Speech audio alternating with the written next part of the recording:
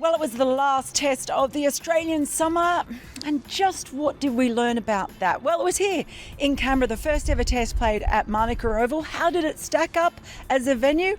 Well, pretty well, actually. The crowds were great, atmosphere was really good, and the pitch itself, it actually stood up really well. We thought it was going to just be a big run fest. We thought it might end up being just a road, but actually there was a bit in it for the bowlers. There was some movement there, plenty of seam movement in some of the sessions, and also on the final day, day 4, there was plenty of turn in it for Nathan Lyon as well, and the batsmen made runs when they were in and weren't giving their wickets away. So all in all, I'd give it a big tick.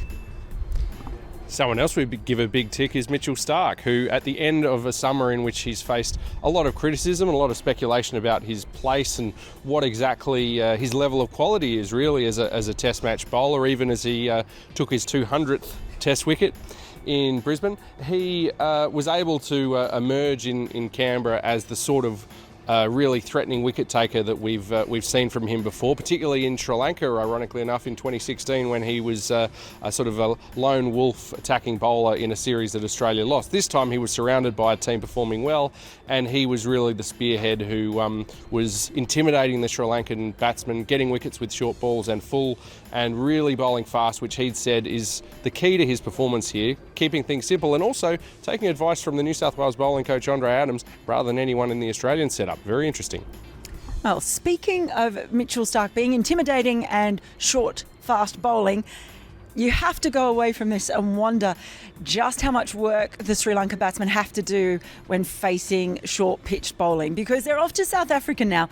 Pretty safe to bet that it's not going to be any easier for them facing the likes of Rabada in South Africa, where conditions are really going to be conducive to that kind of bowling.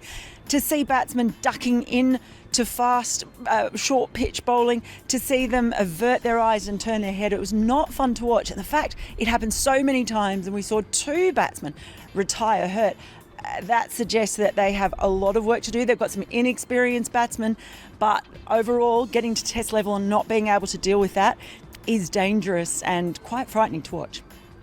Absolutely, and I think as well there's a bit of an issue for Australia in terms of looking over this series and being like, well, given that Sri Lanka were struggling so much and so short of players, so short of cohesion, where exactly do Australia stand? They were a distant second behind India in the first test series of the summer. They were dominant in this series, but against a lowly opponent. And so they have got a little bit of thinking to do about exactly what information out of this series is good information. Obviously, there were a lot of hundreds scored in the final test of the summer, having waited 5 test matches to get those happening. Usman Khawaja returns to form with 100. Mitchell Starc, as we mentioned, gets 10 wickets for the match, but it's just a question of exactly how much do you read into performances against the team that is struggling so much. And Tim Paine, the Australian captain, said at the end of the series that one thing that's crystal clear in his mind is that Steve Smith and David Warner come straight back into the test side for the Ashes. There's no